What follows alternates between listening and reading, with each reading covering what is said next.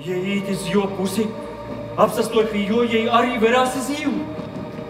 I verīs, cik jūra ir skaista. Sāta ir vaca, jūra ir skaista. Mēs esam vīni, ņivīns te nātīs. Ņivīns, tī lejā jūra ir tik skaista. Iz Viļņu pasaver.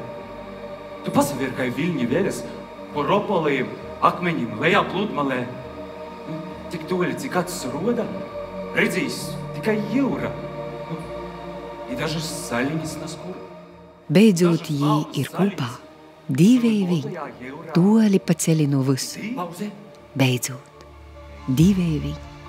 Tok, kaids noteikti atīs. Norvēģu rakstnieka i dramaturga Nobela premijas laureāta Juna Fosis darba tikšana Daugavpils teātra repertuārā nav nejaušeiba. Savus darbus jis raksta jaunnorvēģu valodā, bet Daugavpils teātris i režisors Oļegs Šapašņikovs jūs īstudēja latgaliski. Pirmo reizi kaida no citu tautu lugom ir tūkota pa taisnu iz latgalīšu valodu.